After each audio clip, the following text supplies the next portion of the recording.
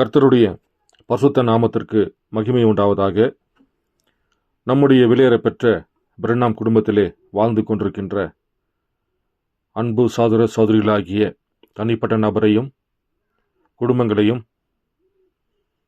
கர்த்தர் தாமே இந்த காலை நேரத்திலே உங்களை அதிகமாக ஆசீர்வதித்திருக்கின்றார். அவருடைய கிருபை, அவருடைய சமாதானம், அவருடைய இரக்கம், அவருடைய தெய்வீக அன்பு என்றென்றும் உங்களோடு இருப்பதாக. இந்த காலை நேரத்திலே உங்களிடத்தில் ஒரு பதிவு வேண்டும் என்று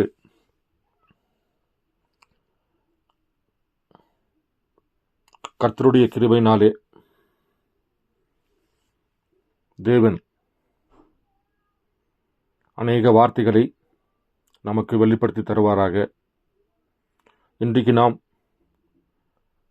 தெரிந்து கொள்ளப்பட்ட செய்தியின் தலைப்பு நரகம்.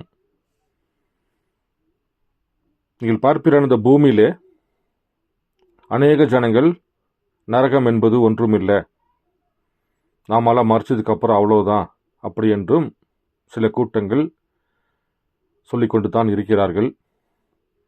ஆனால் நரகம் யாருக்கு உண்டாக்கப்பட்டது?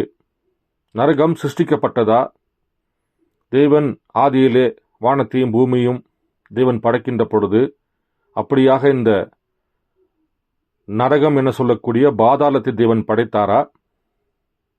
அல்லது சில காலத்துக்கு மாத்திரம் தேவன் இதை உண்டாக்கப்பட்டிருக்கிறதா?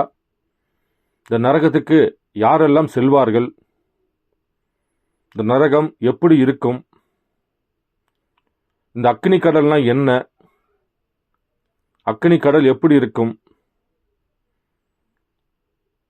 அந்த அக்னி கடலுடைய காரியங்கள் எப்போது நடைபெறும்? எதை இழந்தவர்கள் நரகத்துக்கு செல்வார்கள்? அதாவது ஆவி, ஆத்மா, சரீரம், இது மூன்றுமே ஒரு மனிதன் இழப்பான் என்றால் அவன் நரகம் என்கின்ற பாதாளத்துக்கு அவன் செல்கின்றான். ஆவி, ஆத்மா, சரீரம் முழுவதையும் கர்த்தருடைய கிருபையினாலே சுத்தமாக்கப்பட்ட ஒருவன் மரணமே இல்லாத நித்திய ஜீவனை பெற்றுக்கொள்வதற்காக அவன் செல்கின்றான். அப்ப இந்த வேத வார்த்தைகள் நரகத்தை பற்றி நமக்கு என்ன போதிக்கிறது?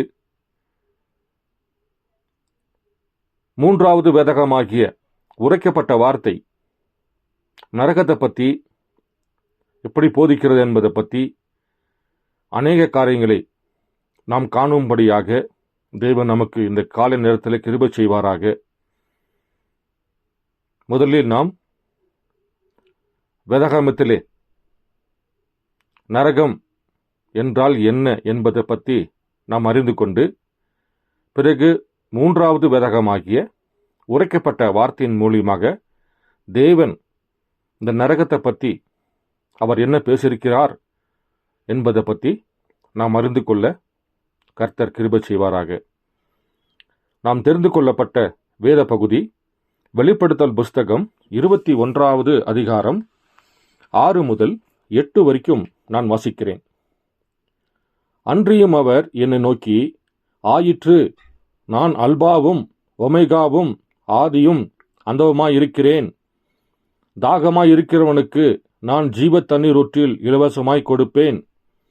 ஜெயம் கொள்கிறவன் எல்லாவற்றையும் சுதந்திரித்துக் கொள்வான். நான் அவன் தேவனாயிருப்பேன், அவன் என் குமாரனாக இருப்பான். பயப்படுகிறவர்களும் அவ்விசுவாசிகளும் அருவருப்பானவர்களும் கொலைபாதகரும் விபச்சாரக்காரரும் சூனியக்காரரும் விக்கிரக ஆராதனைக்காரரும் பொய்யர் அனைவரும் இரண்டாம் மரணமாகிய அக்னியும் கந்தகமும் எரிகிற கடலிலே பங்கடைவார்கள் என்று வெளிப்படுத்தல் புஸ்தகம் 21வது அதிகாரம் 6 முதல் 8 வரைக்கும் சொல்லப்பட்டிருக்கிறது. அப்போ நரகம் என்பது பாதாளமாக இருக்கிறது. ஆனால் அக்னி கடல் என்பது இரண்டாம் மரணத்துக்கு பிறகுதான் கந்தகமும் அக்னியும் எரிகிற அந்த கடலிலே பங்கடைவார்கள். அப்போ இன்றைக்கு ஒருவன் மரித்தால் அவன் பாதாளம் என்கின்ற நரகத்துக்குள்ளே அவன் நியாய தீர்ப்புக்காக அவன் வெயிட் பண்ணி கொண்டிருக்கின்றான், காத்து கொண்டிருக்கின்றான். ஆனால் நியாய தீர்ப்பு நாளிலே மரித்தவர் எல்லாத்தையும் உயிர்ப்பிக்க வைத்து வெள்ளை சிங்காசன நியாயம் தீர்க்கப்பட்ட பிறகு இரண்டாவது மரணமாகிய அக்னியும் கந்தகமும் எரிகிற கடலிலே பங்கடைவார்கள் என்று தான் வேதம் போதிக்கிறது. ஆனால் தேவனுடைய வார்த்தையின் பிரகாரம் ஜெயம் கொள்கிறவன் எவனோ தேவன் அவனுக்கு நித்திய ஜீவனை தருவதாக தேவன் வாக்கு தந்திருக்கின்றார். அப்படியாக இருக்கின்ற பொழுது இந்த இரண்டாம் மரணம் என்பது என்ன அப்படி என்று நாம் பார்ப்போம் என்றால், இப்போ இந்த பூமியிலே பிறந்த ஒவ்வொரு மனிதனும் நீங்கள் பார்ப்பீர் என்றால் அவன் ஒரு ஆணுக்கும் பெண்ணுக்கும் பிறந்த இனச்சேர்க்கையிலே பிறக்கப்பட்ட ஒரு மனிதனாக இருக்கின்றான். அப்போ தேவன் முதலாவது மனிதனாகிய ஆதாமை உருவாக்கின்ற பொழுது தேவன் ஆபிரகாமை தன்னுடைய சாயலாக சிருஷ்டிக்க பண்ணினார். இரண்டாவது மண்ணினாலே உருவாக்கப்பட்டு அந்த 16 மூலக்கூறுகள் உள்ள இந்த மண்ணியை எடுத்து இந்த மண்ணினாலே தேவன் ஆதாமுக்கு ஒரு உடலை தேவன் மண்ணினால சிருஷ்டிக்க பண்ணி ஆதாமுக்குள்ள இருந்து ஏவாளை பிரித்தெடுத்து ஏவாளை இந்த பூமிக்கு ஆதாமுக்கு உபசிருஷ்டியாக தேவன் படைக்க வைத்தார் என்பதை பற்றி எல்லாத்துக்குமே தெரியும். அப்படியாக இருக்கின்ற பொழுது இணை சேர்க்கை இல்லாமல் பிறந்தவர்கள்தான் ஆதாமும் ஏவாளுமாக இருக்கிறார்கள். இன்றைக்கு நாம் ஒரு தாய் தகப்பன் மூலம் எப்படி பிறக்கிறோமோ அந்த மாதிரி இல்லாம கர்த்தருடைய வார்த்தையினாலே தேவன் தன்னுடைய சாயலாக ஆதாமை சிருஷ்டிக்க பண்ணி ஆதாமுக்குள்ளிருந்து விழா எலும்பை எடுத்து ஏவாளை சிருஷ்டிக்க பண்ணினார். அவர்கள் இணை சேர்க்கையில பிறக்கவில்லை. அவர்கள் நித்திய காலமாக நித்திய ஜீவனுடன் மரணமே இல்லாத ஒரு வாழ்க்கையை தான் ஆதாமும் ஏவாளும் வாழ்ந்து கொண்டிருந்தார்கள். ஆனால் அந்த இடத்திலே மனிதனுக்கும் மிருகத்துக்கும் இடைப்பட்ட ஒரு மிருகமாகிய சர்ப்பம், அந்த மிருகத்தின் மூலியமாக ஏவாள் வஞ்சிக்கப்பட்டு ஏவாள் நிமித்தமாக ஆதாம் வஞ்சிக்கப்பட்டு கர்த்தருடைய வார்த்தையின் பிரகாரம் மீறுகின்ற பொழுது அவர்கள் மரணம் என்ன சொல்லக்கூடிய சபிக்கப்பட்டவர்களாக இந்த பூமிக்கு தள்ளப்படுகிறார்கள். நித்திய ஜீவனாக மரணமே இல்லாமல் தேவனை போல வாழ்ந்து கொண்டிருக்கிற ஆதாமும் ஏவாளும் கர்த்தருடைய வார்த்தையை மறுதலித்து ஆதாம் தனக்கென்று ஒரு குமாரன் தேவனை போலவே ஒரு மண்ணை எடுத்து அந்த மண்ணினால தனக்கென்று ஒரு குமாரனோ குமாரத்தியோ சிருஷ்டிக்கப்பட வேண்டிய ஆதாமு ஏவாள் நிமித்தமாக இணைச்சேர்க்கையின் மூலியமாக ஒரு குழந்தையை பிறக்கின்ற பொழுது அல்லது இணைச்சேர்க்கையின் மூலியமாக உருவ வைக்கின்ற பொழுது நித்திய ஜீவனாக வாழ வேண்டிய மரணமே இல்லாத ஒரு வாழ்க்கை வாழ வேண்டிய ஆதாமும் ஏவாளும் அந்த நித்திய ஜீவனை இழந்து அவர்கள் மரணத்துக்குள்ளே செல்கின்றார்கள். தேவன் சொன்ன வார்த்தை, நீ மண்ணினாலே உருவாக்கப்பட்டாய், நீ மண்ணுக்கே திரும்புவாய் என்று தேவன் சொன்ன வார்த்தை பாருங்கள், அவர்கள் தவறு செய்கின்ற பொழுது மரணம் ஒரு மனிதனை ஆட்கொள்ள வேண்டியதாக இருக்கிறது. இப்படியாகத்தான் ஒரு மரணம் என்ன சொல்லக்கூடிய ஒரு சூழ்நிலை இந்த ஆதாம் ஏவாள் கர்த்தருடைய வார்த்தையை மீறி தேவனுடைய வார்த்தைக்கு பதிலாக பிசாசுடன் அவர்கள் ஐக்கியம் வைத்துக் கொண்டிருக்கின்ற பொழுது அந்த சர்ப்பமாகிய அந்த மிருகம் அவர்களை வஞ்சிக்கின்ற பொழுது பாருங்கள், நித்திய ஜீவனை இழந்தார்கள். நாமெல்லாம் யாராக இருக்கின்றோம்? நாமெல்லாம் பாலூட்டி இனத்தை சேர்ந்தவர்கள். நாமெல்லாம் ஒரு மிருகம்தான். நாமெல்லாம் பாலூட்டி இனத்தை சேர்ந்தவர்கள். அப்போ இந்த பாலூட்டி இனத்தை சேர்ந்த நாம மனித குரங்குக்கும் நமக்கும் இடைப்பட்ட ஒரு விலங்குதான் சர்ப்பம் என்று வேதம் போதிக்கிறது. நீங்கள் பார்ப்பீரென்றால் ஆதியாகமம் 3வது அதிகாரம் 1, 2 நான் வாசிக்கிறேன். தேவனாகிய கர்த்தர் உண்டாக்கின சகல காட்டு ஜீவனை பார்க்கிலும் சர்ப்பமானது தந்திரமுள்ளதாக இருந்தது. அது ஸ்திரீயை நோக்கி, நீங்கள் தோட்டத்தில் உள்ள சகல விருட்சங்களின் கனியையும் புசிக்க வேண்டாம் என்று தேவன் சொன்னது உண்டோ என்றது. ஸ்திரீ சர்ப்பத்தை பார்த்து, நாங்கள் தோட்டத்தில் உள்ள விருட்சங்களின் கனிகளை புசிக்கலாம். அப்போ இது மிருகம் பாருங்கள், புத்திசாலியாக இருந்தது, பேசக்கூடிய ஒரு மிருகமாக இருந்தது, ஒரு நடமாடக்கூடிய மிருகமாக இருந்தது. இதனுடைய ரத்தம் மனிதனுக்கு ஒத்துப்போகிற இரத்தமாக இருந்தது. அதனால்தான் 1 யோவான்ல 3 அதிகாரத்தில் பொல்லாங்கினால் பிறந்த காயினை போல என்று வேதம் போதிக்கிறது. அப்போ இப்படியாக இருக்கின்ற பொழுது நித்திய ஜீவனாக வாழ வேண்டிய ஆதாமும் ஏவாளும் கர்த்தருடைய வார்த்தையை மீறி தேவனை போல ஆதாம் மண்ணை எடுத்து தனக்கென்று ஒரு குமாரனை சிருஷ்டிக்க பண்ண வேண்டிய ஆதாமு ஏவாள் நிமித்தமாக இனச்சேர்க்கையின் மூலியமாக ஒரு குழந்தை பிறக்கின்ற பொழுது பாருங்கள், அந்த வழியாக வந்த எல்லா ஜனங்களுமே அவர்கள் மரணம் என்ன சொல்லக்கூடிய ஒரு கட்டத்துக்கு அவர்கள் வந்துத்தான் ஆக வேண்டும் என்று வேதம் போதிக்கிறது. இப்போ நீங்கள் பார்ப்பீர் என்றால், பிசாசு என்ன சொல்லக்கூடிய ஒன்று இந்த பூமியிலே நான் வாசித்து காண்பித்தேன். இந்த அக்கினி கடல் யாருக்கு உண்டாக்கப்பட்டது? பிசாசுடைய தூதர்களுக்கும் பிசாசுடைய பிள்ளைகளுக்கும் என்று தான் வேதம் போதிக்கிறது. அப்படி என்றால் பிசாசுடைய பிள்ளைகள் எப்படி இருப்பார்கள்? பெரிய தலையை வச்சுக்கிட்டு, பெரிய கொம்பு வச்சுக்கிட்டு, பார்ப்பதற்கு பயங்கரமாக நாக்க வெளியே தள்ளிக்கிட்டு கருகரு வேண்டுமா இருப்பார்கள்? அப்படி கிடையாது. நம்மளைப் போலவே நல்ல மனிதனாக இருப்பார்கள்.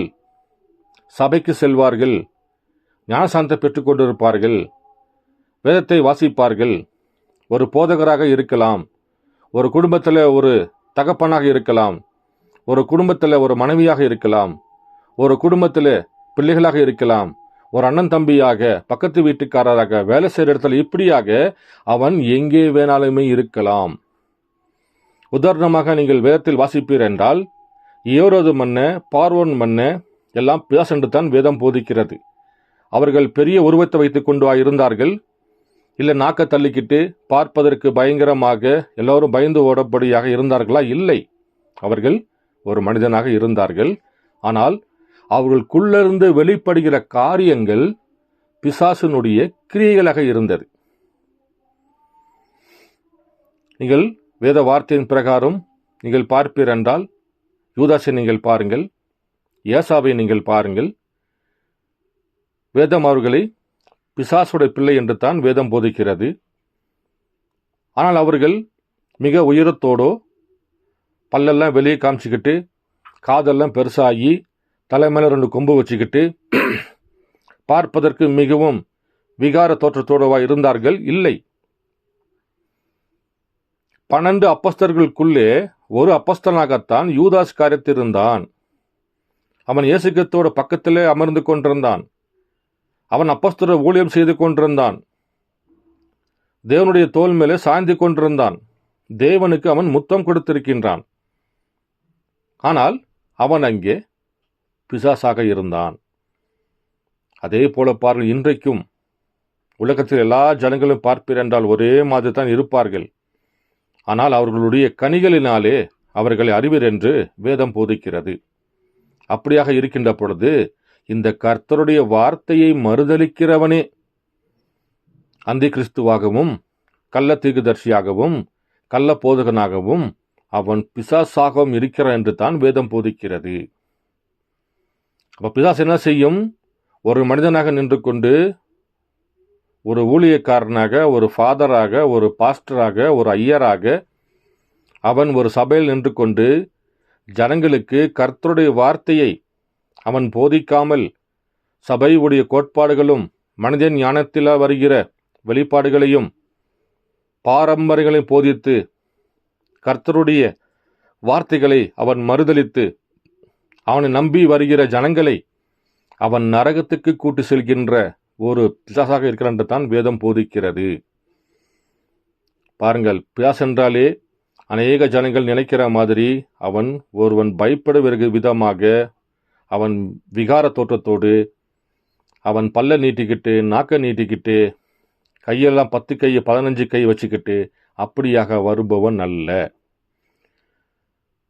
தேவன் சபை காலத்திலே பேசியிருப்பார். அந்தி கிறிஸ்து 4 குதிரை மேலே வறண்டு சொல்லியிருக்கின்றார்.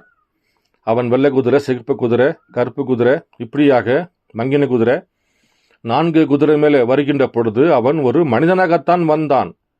தேவனுக்கு பதிலாக ஒரு பிரதிகுருவாக ஒரு சபையிலே ஒரு போதகராகத்தான் இருக்கின்றான். அவன் உலக சபையே ஆட்கொள்ளும்படியாக அவன் ஒரு மனிதனாக ஒரு சபையில ஒரு பிஷப்பாக, சபையில ஒரு போப்பாக, சபையில ஒரு போதகராக அவன் நின்று கொண்டிருந்தான் என்று தான் வேதம் போதிக்கிறது. அப்படியாக இருக்கின்ற பொழுது அவன் எந்த நேரத்திலும் எந்த இடத்திலும் ஒரு மனிதனாக நின்று கொண்டு ஜனங்களுக்கே தெரியாமல் அவனுடைய கிரியைகள் தான், அவனுக்குள்ளிருந்து வெளிப்படுகிற வார்த்தை ஜனங்களை நித்திய ஜீவன் பெறாதபடிக்கு அவன் நரகத்துக்கு கூட்டி செல்பவன் தான் பிசாசு என்று வேதம் போதிக்கிறது. அவனே அந்தி கிறிஸ்து என்றும் அவனே கள்ள போதகன் என்றும் அவனே கள்ள கிறிஸ்து என்றும் இந்த வேதாகமம் நமக்கு போதிக்கிறது. அப்படியாக இருக்கின்ற பொழுது இந்த கடைசி நாட்களிலே தேவன் பிசாசுடைய பிள்ளைகளுக்கும் அவனுடைய தூதர்களுக்கும் கர்த்தருடைய வார்த்தையை மறுதளிக்கிறவர்களுக்கும் விபச்சாரக்காரர்களுக்கும் வேசித்தனக்காரர்களுக்கும் பொய்யருக்குமாக தேவன் 2ஆம் மரணமாகிய அக்கினி கடலிலே தள்ளுவதாக வேதம் போதிக்கிறது. அப்போ இந்த நரகம் என்பது என்ன அப்படி நீங்கள் பார்ப்பீரென்றால், நரகம் என்றாலே பாதாளம் என்று அர்த்தம் கொள்ளப்படுகிறது. நரகம் என்றாலே வேதனையான ஒரு இடம். அந்த வேதனை இடம், அந்த இடத்துக்கு யாரு செல்வாங்க? ஆவி, ஆத்மா, சரீரம், இது 3ம் இழக்கப்பட்ட ஒருவன் தான் செல்கின்றான். ஒருவன் ஆவி ஆத்மாவை காத்துக்கொண்டு சரீரத்தை அவன் இழந்து போவான் என்றால் அவனும் அங்கத்தான் இருப்பான். அல்லது ஒருவன் சரீரம் ஆத்மாவை காத்துக்கொண்டு ஆவி அவன் காக்காமல் இருப்பான் என்றால் அவனும் அங்கத்தான் இருப்பான். அப்போ இந்த நரகம் என்பது பாதாளம். அது நியாய தீர்ப்புக்காக காத்து கொண்டிருக்கின்ற ஒரு இடம் என்று தான் வேதம் போதிக்கிறது. ஆனால் அக்னி கடல் என்பது எல்லா ஜனங்களும் மரித்து பூமியில கடைசி மனிதன் பிறந்து மரித்து கர்த்தர் இந்த பூமியை சங்காரத்தால் அழிக்கப்பட்டு இந்த பழையவான பணபூமி தேவன் எல்லாத்தையும் தேவன் அழிக்கப்பட்ட பிறகு வெள்ளை சிங்காசனமாகிய நியாய தீர்ப்பு நாளிலே ஆதியாமத்திலிருந்து வெளிப்படுதல் வரைக்கும் மரித்த எல்லா ஜனங்களையும் கர்த்தர் உயிர் பெற வைத்து நியாய தீர்ப்பு நாளிலே கர்த்தருடைய வார்த்தையின் பிரகாரம் கீழ்ப்படியாத, அதாவது ஒவ்வொரு காலத்திலும் தேவன் தான் தெரிந்து கொள்ளப்பட்ட ஒரு மனிதன் மூலியமாக சொல்லப்பட்ட வார்த்தைக்கு கீழ்ப்படியாமல் செல்கிற அந்தந்த காலத்துக்குரிய அந்தந்த தீர்க்கதரிசியாக அல்லது நியாயாதிபதியாக சொப்பனக்காரராக தேவன் ஒவ்வொரு காலத்திலும் கர்த்தருடைய வார்த்தை எப்படியாக வெளிப்பட்டாரோ அந்த வார்த்தையின் மூலியமாக கீழ்ப்படியாத பிள்ளைகளை தேவன் நியாயம் தீர்த்து மறுபடியுமாக அவர்கள் 2வது மரணத்துக்கு தேவன் ஒப்புக் கொடுக்கின்ற பொழுதுதான் அக்கினி கடலாக இருக்கிறது. உதாரணமாக நான் இருக்கிறேன். நான் பிறந்து வாழ்ந்து நல்லவனோ கெட்டவனோ வாழ்ந்து நான் மரித்து விடுகிறேன். அது எனக்கு முதலாவது மரணம். பிறகு தேவன் நியாய தீர்ப்பு நாளிலே மறுபடியுமாக என்னை தேவன் எழுப்பி நியாய தீர்ப்பு நாளில் நிற்க வச்சு வேத வார்த்தை கொண்டு நான் வாழ்ந்த காலத்தில் கர்த்தர் எந்த விதமான மன்னாவை கொடுத்திருந்தாரோ, எந்த வார்த்தையின் அடிப்படையிலே நான் வாழ்ந்த காலத்தில் கர்த்தர் எனக்கு எந்த வார்த்தையின் மூலியமாக நான் ஜீவிக்க வேண்டும், எந்த வார்த்தையின் மூலியமாக எனக்கு ரட்சிப்பு இருந்ததோ அந்த வார்த்தையின் மூலியமாகத்தான் தேவன் என்னை நியாயம் தீர்ப்பார். அந்த வார்த்தையின் பிரகாரம் நான் கீழ்ப்படியவில்லை என்றால் தேவன் மறுபடியும் என்னை கொண்டு போய் 2வது மரணத்துக்கு தள்ளிவிடுகின்றார். அந்த 2வது மரணம்தான் அக்னியும் கந்தகமும் எரிகிற அக்னி கடலாக இருக்கிறது.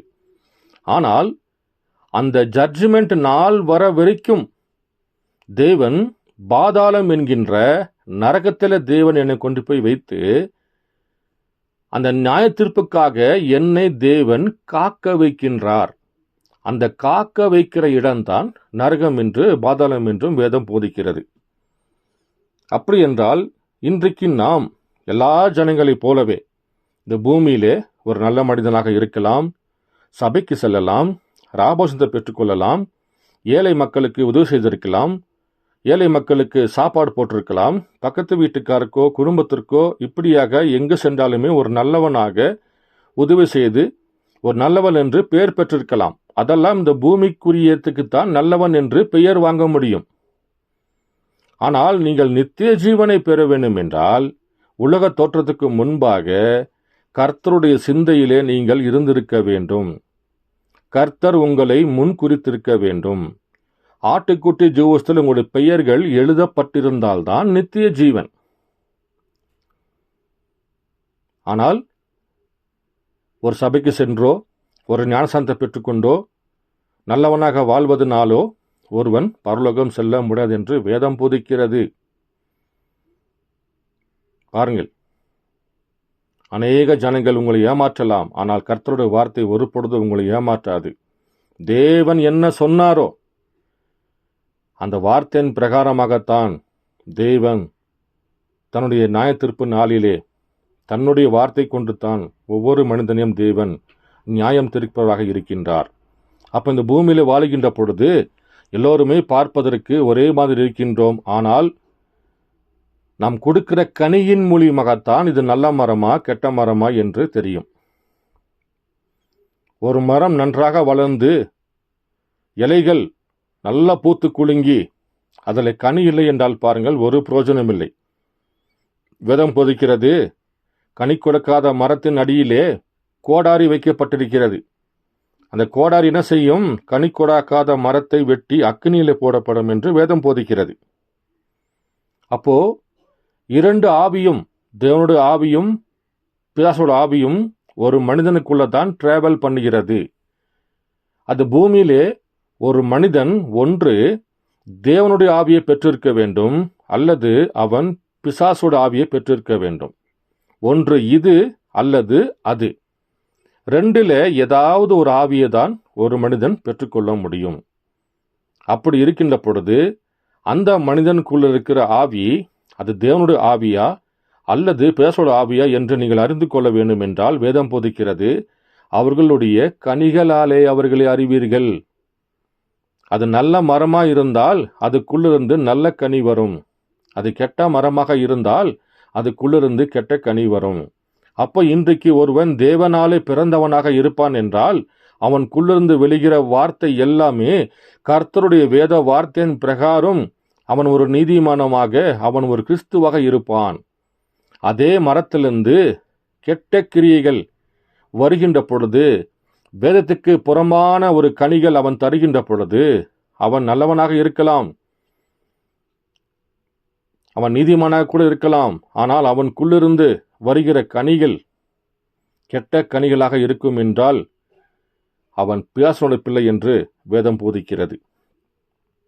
அப்படியாகத்தான் இந்த பூமியிலே கர்த்தர் கனிகளை நீங்கள் ஆராய்ந்து பாருங்கள், கனிகளாலே ஒருவனை அறிந்து கொள்ள முடியும் என்று இந்த வேதகம் போதிக்கிறது. அப்போ ஒருவன் பசுத்தாவியை பெற்றுக்கொண்டான் என்றால் அவன் ஒருவனை வார்த்தைக்குத்தான் அழைத்து கொண்டு வருவான். அவன் தேவனைப் போல பேசித்தான் ஆக வேண்டும். அவன் கண்கள் தேவனுடைய கண்களைப் போல இருக்க வேண்டும். அவன் நடக்கின்ற ஒவ்வொரு நடக்கையும் பாருங்கள், அவன் தேவனை வெளிப்படுத்தி காண்பிக்க வேண்டும்.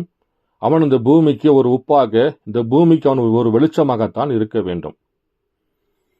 அதே ஒரு மனிதன் பிசாசோட ஆவியை பெற்றிருப்பான் என்றால் அவன் பிசாசனுடைய கிரியைகளை, கர்த்தருடைய வார்த்தையை மறுதளிப்பான், கர்த்தருக்கு விரோதமான காரியங்களை செய்வான். இப்படியாகத்தான் அவன் தன்னுடைய கனிகளை வெளிப்படுத்தி காண்பிப்பான் என்று இந்த வேதம் போதிக்கிறது. அப்படி என்றால் ஆவி, ஆத்மா, சரீரம் இது மூன்றும் ஒருவன் இழப்பான் என்றால் அவன் நரகம் என சொல்லக்கூடிய பாதாளத்துக்குள்ளே அவன் சென்றடைகிறவனாக இருக்கின்றான். அப்படி என்றால் இன்றைக்கு நம்முடைய கண்களை தேவன் பரிசுத்தப்படுத்த வேண்டும் என்கின்றார். பேசுகிற வார்த்தைகளை பரிசுத்தப்படுத்த வேண்டும் என்கின்றார். அதாவது இன்றைக்கு நாம இந்த பூமியில வாழுகிற இந்த நாளை நீங்கள் பார்ப்பீர் என்றால் இது மிகவும் ஒரு பயங்கரமான நாள் என்றும் இது மகா உபத்திரவ காலம் என்றும் வேதம் போதிக்கிறது. நீங்கள் பார்ப்பீர் என்றால் ஒரு ஆட்டுடைய தோலை பதப்படுத்துவதற்காக அந்த தோலை நீங்கள் பார்ப்பீர் என்றால் உப்பிலே போட்டு பதப்படுத்தி வைப்பார்கள். எதற்காக? அந்த தோல் கெட்டு போகாமல் இருப்பதற்காக. தேவன் உடைய வார்த்தை போதிக்கிறது. அதே போல இந்த கடைசி நாட்களிலே ஒரு மனிதனுடைய சரீரம் கெட்டு போகாமல் இருப்பதற்காக தேவன் அக்கினியில போட்டு நம்மளை பதப்படுத்துகின்றார். ஒரு ஆடை வெட்டி அந்த தோல் வேறுவதற்கு உபயோகப்படுத்துவதற்காக அந்த தோலை அவர்கள் உப்புல போட்டு பதப்படுத்துவது போல தேவன் ஒவ்வொருத்தருடைய மனிதன் உடலை அக்கினினாலே தேவன் பதப்படுத்துகிறார் என்று தான் வேதம் போதிக்கிறது. பாருங்கள், அதை நான் வேதத்திலிருந்து கொஞ்சம் வாசிக்கிறேன். மார்க்கு 10வது அதிகாரம்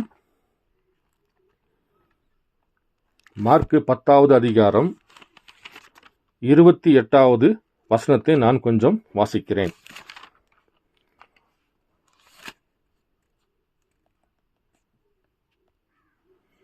மன்னிக்கவும், மார்க்கு 9வது அதிகாரம் 49வது வசனத்தை நான் வாசிக்கிறேன். எந்த பலியும் உப்பினால் உப்பிடப்படுவது போல எந்த மனுஷனும் அக்கினினால் உப்பிடப்படுவான்.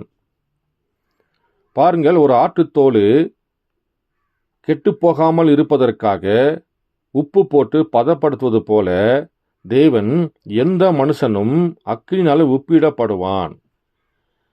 அப்ப இந்த உப்பிடப்படுகிற அந்த இடம்தான் அக்கினி கடலாக இருக்கிறது. அது எது வரைக்கும் சொல்கின்றார்? 1,000,000 வருட வரைக்கும். நரகம் என்பது சிருஷ்டிக்கப்படவில்லை.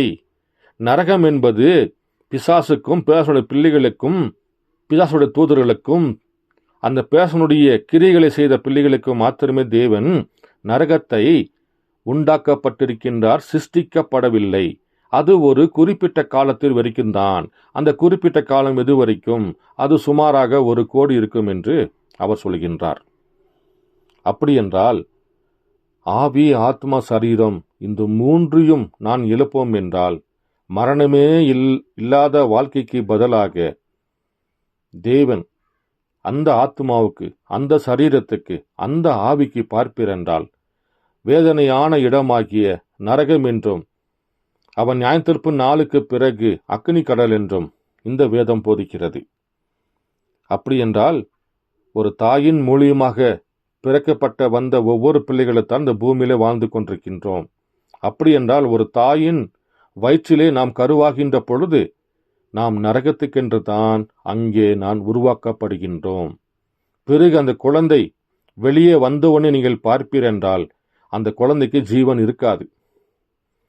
வயிற்றுக்குள்ளே இருக்கின்ற பொழுது அந்த குழந்தை கண்டிப்பாக தண்ணி வேண்டும். தண்ணி இல்லாமல் என்றால் ஒரு குழந்தை இறந்து போய்விடும். ஆனால் வெளியே வந்த குழந்தைய நீங்க தண்ணிக்குள்ள போட்டீங்கன்னா இறந்து போய்விடும். பாருங்கள் எப்படிப்பட்ட படைப்பு, பாருங்கள் தேவனுடைய படைப்பு. அந்த பிள்ளை வெளியே வந்த உடனே தலைகீழாக வைத்து அந்த டாக்டரோ நர்ஸோ நீங்கள் பார்ப்பீர் என்றால் அந்த குழந்தையை போட்டு அடிப்பார்கள். அந்த அடி தேவனுடைய அடியாக இருந்தால் அவர்கள் உயிர் பெறுகிறார்கள். அந்த மருத்துவர் எடுத்து அது தட்டுகின்ற பொழுது அந்த ஒவ்வொரு அடியும் பாருங்கள், ஒவ்வொரு குழந்தைக்கும் தேவன் தருகிற அடியாக இருக்கிறது. அப்படி தட்டி பார்ப்பார்கள். அந்த குழந்தைக்கு ஜீவன் வரவில்லை என்றால் அந்த குழந்தை மரித்து போய்விட்டது. தட்டுகின்ற பொழுது அவள் ஜீவன் பெறுகின்ற பொழுது அந்த அடி தேவனுடைய அடி என்று வேதம் போதிக்கிறது. பாருங்கள், அப்படியாக வந்த பிள்ளைகள் தான் ஒரு தாயின் கருவுக்குள்ளேந்து வருகின்ற பொழுது ஒவ்வொரு மனிதனும் நரகத்துக்கென்று தான், மரணத்துக்கென்று தான் நியமிக்கப்படுகின்றான். ஆனால் அந்த குழந்தை பிறந்த பிறகு கர்த்தர் அவனை முன்குறிக்கின்ற பொழுது அவனுடைய பெயர் ஆட்டுக்குட்டி ஜீவபுஸ்தகத்தில் பெயர் எழுதப்பட்டிருக்கின்ற பொழுது தேவன் அவனை மறுபடியும் பிறக்க வைக்கின்றார். நன்றாக புரிந்து கொள்ளுங்கள். ஒரு மனிதன் தாய் தகப்பனுக்கு பிறக்கின்ற பொழுது அவன் நரகத்துக்கென்று பிறக்கின்றான். பிறந்த பிள்ளையை தேவன் மறுபடியும் அவனை கிறிஸ்துக்குள் பிறக்க வைக்கின்றார். அவனை முன் குறித்தார் என்றால் அவன் வார்த்தைக்கு தேவன் அவனை பிறக்க வைக்கின்றார். இதுதான் மறுபடியும் பிறத்தல். இதுதான் நாங்கள் ஒரு ஆசாரியன் கேட்டான் தேவன், ஆண்டவரே, நான் சின்ன வயசுலேருந்து நான் 10 கட்டளை கீழ்ப்படிஞ்சு வரேன், ஏழை மக்களுக்கு உதவி செய்கிறேன் என்று கேட்கின்ற பொழுது, நான் நித்திய ஜீவனை பெறுவதற்கு என்ன செய்வேன் கேட்கின்ற பொழுது தேவன் சொன்னார், நீ மறுபடியும் பிறக்க வேண்டும். நான் எப்படி மறுபடியும் போய் என் தாய் வயிற்றுக்குள்ளே இவ்வளோ பெருசாக வளர்ந்துட்டேனே, நான் எப்படி போய் என் தாய் வயிற்றுக்குள்ளே பிறக்க முடியும் என்று கேட்கின்ற பொழுது அவனுக்கு அந்த வெளிப்பாடு தெரியவில்லை. மறுபடியும் பிறப்பது என்ன? நீ கிறிஸ்துக்குள், வார்த்தைக்குள், பரிசுத்த ஆவிக்குள் நீ மறுபடியும் பிறந்தால்தான் நீ நித்திய ஜீவனை பெற முடியும் என்று தேவன் சொல்கின்றார். பாருங்கள் அன்பு சகோதர சகோதரிகளே, பூமியில் பிறந்த அனைவருமே நரகத்துக்கென்று தான் பிறக்கின்றோம். ஆனால் தேவன் யாரை நித்திய ஜீவனுக்கென்றும் யாரை தேவன் நரகத்துக்கென்றும் தேவன் முன்குறித்தாரோ அந்த முன்குறிக்கப்பட்ட பிள்ளைகள் முன்குறிக்கப்பட்ட இடத்துக்கு சென்று தான் ஆக வேண்டும். அப்போ இன்றைக்கு நாம் நித்திய ஜீவனை பெற வேண்டும் என்றால் நாம் மறுபடியும் பிறந்தோமா? நம்முடைய ஆவி, ஆத்மா, சரீரம் முழு சுத்தமாக்கப்பட்டிருக்கிறதா? நாம் எங்கே இருக்கின்றோம்? சபைக்கு சென்றாலும், நீதிமானாக இருந்தாலும், ராபோசத்தை பெற்றுக்கொண்டிருந்தாலும், ஏழை மக்களுக்கு உதவி செய்திருந்தாலும் நம்முடைய பெயர் ஆட்டுக்குட்டி ஜீவபுஸ்தகத்தில் எழுதப்பட்டிருக்கிறதா? நாம் கர்த்தருடைய சிந்தையிலே முன்குறிக்கப்பட்ட பிள்ளைகளாக இருக்கின்றோமா என்பதை அறிந்து கொள்ள நீங்கள் எங்கே தான் வர வேண்டும்? கர்த்தருடைய வார்த்தைக்குத்தான் வர வேண்டும். உங்கள் ஆவி, ஆத்மா, சரீரத்தை மீட்டுக்கொள்ள வேண்டும் என்றால் கர்த்தருக்குத்தான் வர வேண்டும். சரீரத்தை கொள்வதற்கு நீங்கள் பயப்படாதீங்க. உங்க ஆவி, ஆத்மா, சரீரத்தை கொள்கிறாரே அவருக்கு பயப்படுங்க என்று வேதம் போதிக்கிறது. அப்படி என்றால் இன்றைக்கு நாம் எங்கே இருக்கின்றோம்? எந்த இடத்தில் நிற்கின்றோம்? நாம் செல்லுகிற சபை, நாம் செல்லுகிற இடம், நாம் போகின்ற கர்த்தருடைய பாதை நம்முடைய ஆவி, ஆத்மா, சரீரத்தை சுத்தப்படுத்துகிறதா? நம்முடைய கண்கள் தேவனை போல பார்க்கிறதா? பேசுகிற வார்த்தை கர்த்தருடைய வார்த்தையாக பேசுகிறோமா? நடக்கிற பாதை கர்த்தருடைய பாதையாக இருக்கிறதா? பாருங்கள், தேவன் தனிப்பட்ட நபரைத்தான் தெரிந்து கொள்கின்றார். ஒரு குடும்பமாக அல்ல, ஒரு சபையாக அல்ல.